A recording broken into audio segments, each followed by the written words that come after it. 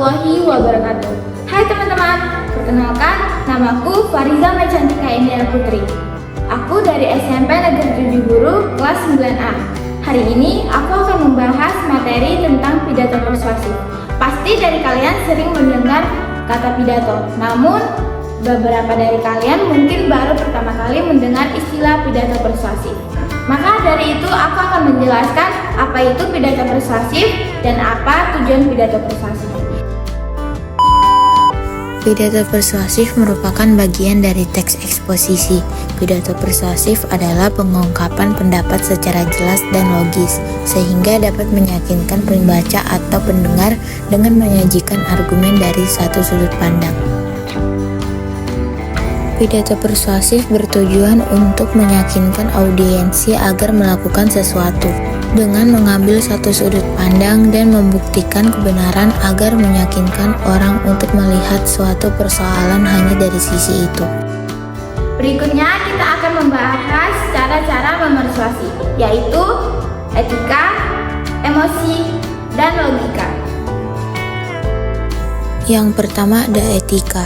Etika berkaitan dengan hak kewajiban moral atau akhlak. Contoh, daur ulang adalah hal benar yang kita lakukan. Memubazirkan sumber daya kita yang terbatas sama saja mencuri hak anak cucu kita di masa depan. Ini tidak bermoral. Yang kedua ada emosi. Emosi berkaitan dengan luapan perasaan yang berkembang.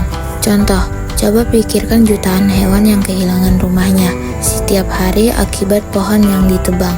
Jika daur ulang berkelanjutan, kita dapat menyelamatkan banyak hutan yang indah. Dan yang ketiga logika. Logika berkaitan dengan jalan pikiran yang masuk akal. Contoh, kita paham bahwa cadangan sumber daya kita terbatas. Kita dapat memperpanjang cadangan kita dengan daur ulang. Selanjutnya kita akan membahas struktur isi pidato persuasif. Ada 3 hal, yaitu pernyataan posisi, tahap argumen, dan penguatan pernyataan posisi. Pernyataan posisi merupakan pendapat atau sudut pandang pengarang terhadap suatu persoalan. Misalnya, apakah posisimu terhadap persoalan remaja dan bela negara dalam eksposisi tulis? Kamu sebaiknya melihat aktual di masyarakat dan dianjurkan menulis sesuatu untuk mengekspresikan dukungan atau kepedulian. Berikutnya tahap argumen. Argumen atau pendapat harus berdasarkan pendapat logis atau masuk akal yang meyakinkan audiensi mengapa posisi itu diambil. Agar argumen efektif dan meyakinkan, kita harus menyertakan fakta pendukung. Contoh, tabel, gambar, dan kutipan. Penggunaan istilah yang kurang jelas maknanya sebaiknya dihindari. Urutan argumen tergantung penulis mulai dari argumen paling kuat atau mulai dari argumen yang paling lemah hingga yang paling kuat. Setiap pengembangan pikiran atau argumen berisi sejumlah kalimat. Setiap paragraf disusun dengan kalimat topik yang berkaitan dengan gagasan utama paragraf sebelumnya. Hampir semua paragraf memiliki satu gagasan utama yang dikembangkan dan membentuk bagian dari teks eksposisi keseluruhan. Penguatan pernyataan posisi merupakan simpulan yang diambil untuk memperkuat pandangan penulis pada pernyataan posisinya. Nah, selanjutnya kita akan membahas ciri-ciri kebahasaan. Yang pertama ada nominalisasi, yang kedua kata ganti, ketiga kalimat pasif, keempat kalimat teknis, kelima sinonim dan antonim, keenam kata benda abstrak, ketujuh kata emosi, dan ke-8 kata tugas atau konjungsi.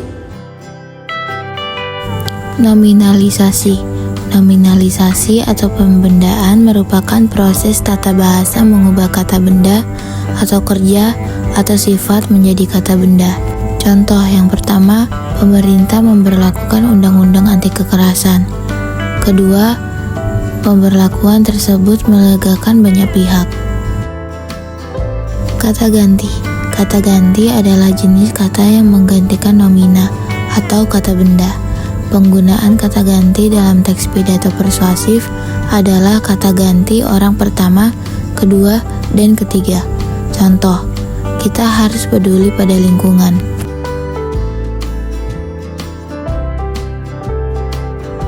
Kata pasif. Kalimat pasif adalah kalimat yang subjeknya dikenai suatu perbuatan atau aktivitas. Biasanya diawali dengan awalan ter atau di. Contoh, sembako diberikan oleh dermawan kepada warga. Kata teknis. Kata teknis merupakan kata yang memiliki arti khusus terkait bidang atau keahlian tertentu. Contoh, perbankan, ada defisit, surplus, dan bunga. Pertanian, ada juga hama, bibit, panen, dan irigasi.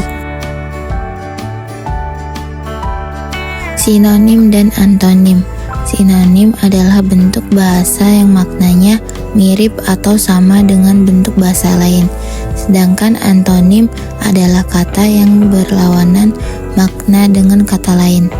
Contoh, sinonim, benar sama dengan betul.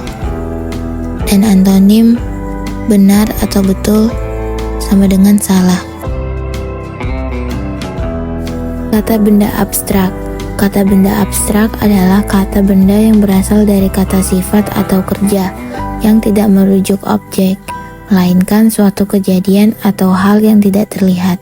Contoh, ketakutan dan kegembiraan. Kata emotif. Kata emotif adalah kata yang berkaitan dengan perasaan.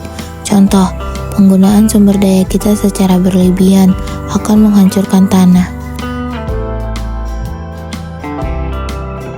Kata tugas atau konjungsi. Konjungsi adalah kata atau ungkapan penghubung antar kata, antar frasa, antar klausa, dan antar kalimat.